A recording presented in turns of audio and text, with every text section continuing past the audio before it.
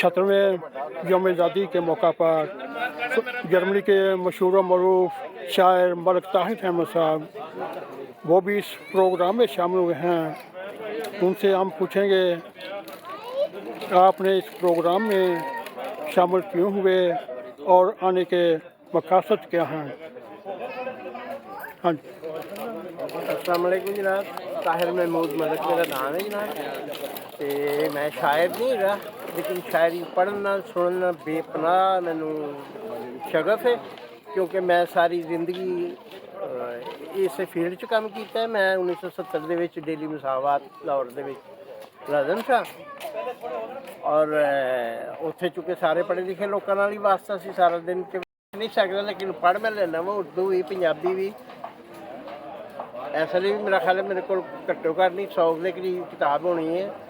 2018 में भी मैं बहुत बीमार हो गया था, मैं अस्पताल रहा था। 17 दिन मैं वापस आया तो उदों मैं एक लाइब्रेरी में 250 उर्दू की किताब दी सी।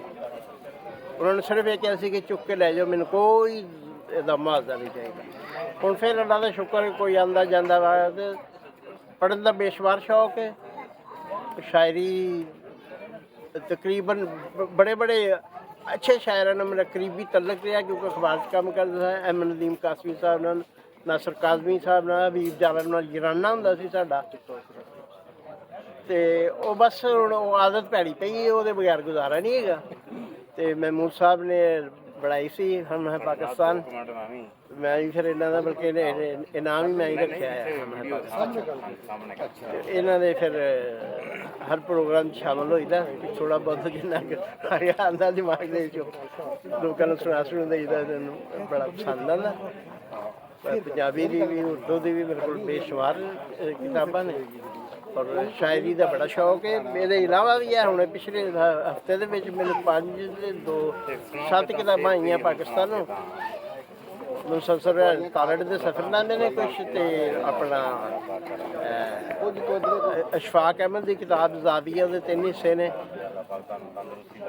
फिर होर हुण अगले हफ्ते एक बंदा पाकिस्तान गया, उन्हें भी मैंने परसों टेलीफोन करके मेरा एड्रैस मंगया, तो वह कहते सी मैं 500 किताबें लिया। तो मैंने तो आन जाना लगे तो मैं तो किताबें ही मंगाना, क्योंकि इस तो बाद मेरा होर कोई शौक नहीं।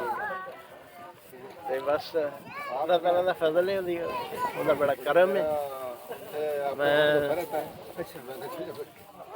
7 जुलाई को मैं 75 का हो गया सा। खुदा का फिर भी बड़ा बड़ा करम है, मेरी मां दी दुआवां ने, अल्लाह दा फजल है। बहुत बहुत शुक्रिया मलिक साहब, आप इंजॉय करें इस प्रोग्राम में। हम फिर मिलते हैं किसी और नई शख्सियत के साथ। उस वक्त तक NAQ TV4 को इजाज़त दें। अस्सलाम वालेकुम व रहमतुल्लाहि व बरकातुहू। शुक्रिया बहुत।